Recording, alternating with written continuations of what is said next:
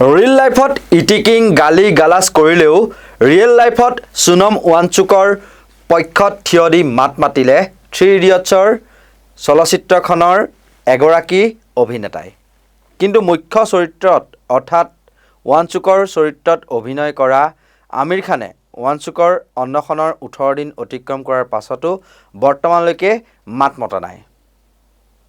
মই ফুংচুক ৱাংৰুৰ মৃত্যু হোৱাটো নিবিচাৰোঁ।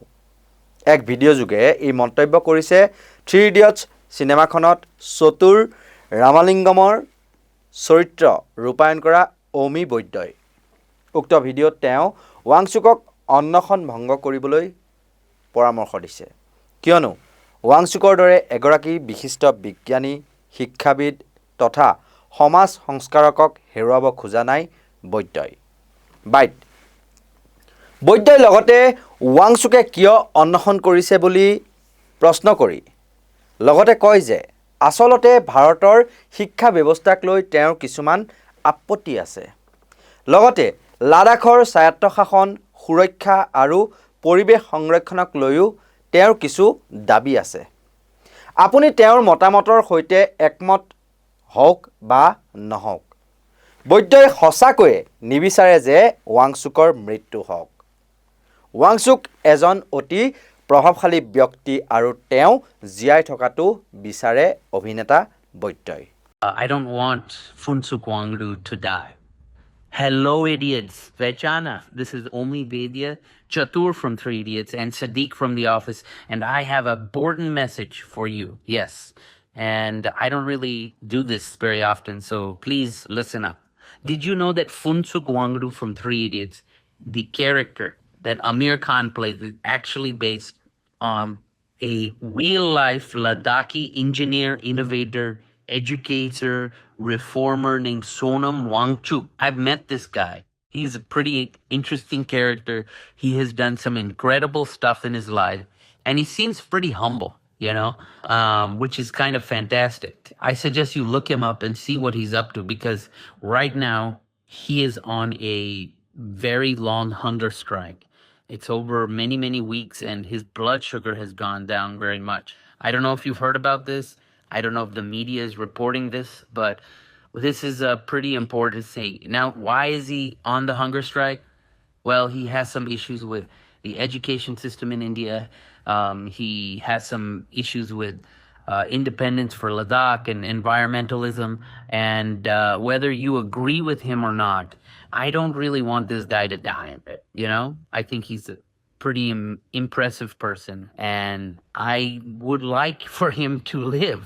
We're just regular people, and we have regular lives. প্ৰতিগৰাকী ভাৰতীয়ক অলপমান সময় উলিয়াই অনুগ্ৰহ কৰি এই সন্দৰ্ভত ৰিটুইট কৰিবলৈ, নিজৰ ইনষ্টাগ্ৰাম একাউণ্টত পোষ্ট কৰিবলৈ অনুৰোধ জনাই অমি বৈদ্যই। আৰু যদি আপুনি সঁচাকৈয়ে এই বিষয়টোক লৈ চিন্তিত, তেন্তে আপুনি আপোনাৰ স্থানীয় চৰকাৰী প্ৰতিনিধি বা কেন্দ্ৰীয় চৰকাৰৰ বিষয়াৰ সৈতেও যোগাযোগ কৰিব পাৰে আৰু তেওঁলোকক ক'ব পাৰে যে এই বিষয়ত কিবা এটা কৰাৰ প্ৰয়োজনীয়তা নিশ্চয়কৈ আছে। And sometimes we're too busy to deal with this stuff. But if you look into these issues, I think that you may agree with him, and you may see you having the same issues, or your family members or your friends, or maybe you had these issues in the past. So if you have a second to just stop, put down your work from, the new project at work that needs to be completed, or the household duties, or, whatever that you need, and just take a look at what's going on right now.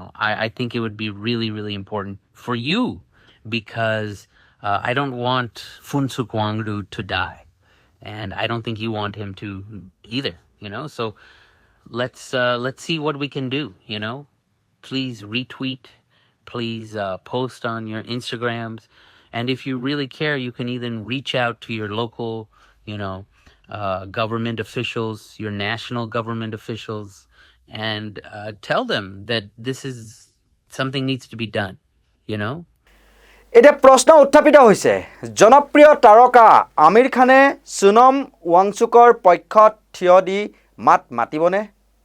তাক লৈ প্ৰশ্ন উত্থাপিত হৈছে সচেতন মহলত। উচ্চতম ন্যায়ালয়ৰ জ্যেষ্ঠ অধিবক্তা প্ৰশান্ত ভূষণে এই সন্দৰ্ভত এক টুইটযোগে কয়, আমিৰ খানৰ 3 ইডিয়টছ ছবিখনৰ অন্ততঃ এটা চৰিত্ৰই সোনম ৱাংচুকৰ যিগৰাকী ব্যক্তিৰ অনুপ্ৰেৰণাত আমিৰ খানৰ চৰিত্ৰটো সৃষ্টি কৰা হৈছিল তেওঁৰ সমৰ্থনত আগবাঢ়ি আহিছে। শিক্ষামন্ত্ৰী প্ৰধানৰ পদত্যাগৰ দাবীত সোনম ৱাংচুকে যোৱা 17 দিন ধৰি যন্তৰ মন্তৰত অন্বেষণ কৰি আছে।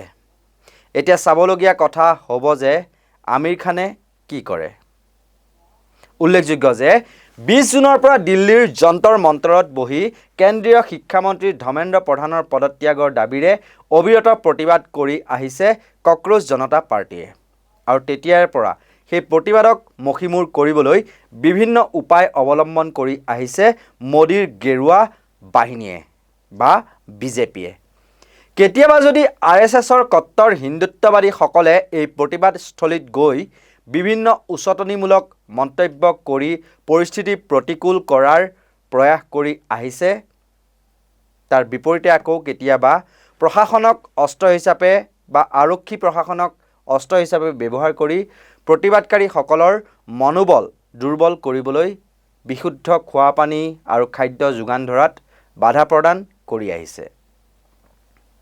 আকৌ কেতিয়াবা সোনম ৱাংচুকৰ দৰে দেশৰ এগৰাকী গণ্যমান্য শিক্ষাবিদ, পৰিৱেশবিদ আৰু বৈজ্ঞানিকৰ অন্বেষণত বাধা দিবলৈ তেওঁৰ বাবে প্ৰয়োজনীয় এটি পোर्टेबल শৌচালয়ৰ ব্যৱস্থা কৰি নিদিয়া। वजह से हमारी ये रिक्वेस्ट थी कि सोनम वांगचुक जी जो इतनी बड़े एजुकेशनिस्ट है, इंडिया के साइंटिस्ट है, one of the most recognized और रमन मैग्सेसे अवार्डी भी है, तो ऐसे इंसान को तो मतलब एक टॉयलेट, पोर्टेबल टॉयलेट तो मिल ही सकता है ना।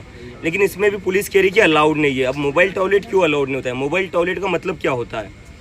तो मतलब अभी हम बेसिक राइट्स के लिए भी यहाँ पर झगड़ रहे हैं। तो अभी हम उम्मीद करते हैं कि पुलिस इसकी परमिशन देगी। भले ही हम दोपहर से इनको बोल रहे हैं कि प्लीज़ एक पोर्टेबल टॉयलेट लगाने दीजिए, क्योंकि वो अनशन पर बैठेंगे तो उनके लिए पॉसिबल नहीं होगा दूर पर कहीं जाने के लिए। तो एक बस रिक्वेस्ट है हमारी कि यहाँ पर पोर्टेबल एक टॉयलेट सोनम सर के लिए होना चाहिए। প্ৰতিবাদকাৰীয়ে শিৱাজী মহাৰাজৰ কিতাপ লৈ প্ৰতিবাদ কৰাত প্ৰতিবাদকাৰীক গুৰুলকৈ আৰক্ষীয়ে প্ৰহাৰ কৰা, এই আদিবোৰ কাৰ্যকলাপে স্পষ্টকৈ প্ৰমাণ কৰে যে দেশৰ যুৱ প্ৰজন্মৰ কণ্ঠ ৰোধ কৰিবলৈ মোদীৰ প্ৰশাসন ব্যৱস্থাই যৎপৰোনাস্তি প্ৰয়াস কৰি আহিছে। মুঠৰ ওপৰত নিৰ্লজ্জ কেন্দ্ৰীয় শিক্ষামন্ত্ৰী ধৰ্মেন্দ্ৰ প্ৰধানে পদত্যাগ নকৰে। দেশৰ 20 গৰাকী যুৱ প্ৰজন্ম ইতিমধ্যে আত্মহত্যা কৰিছে, কৰিব দিয়ক।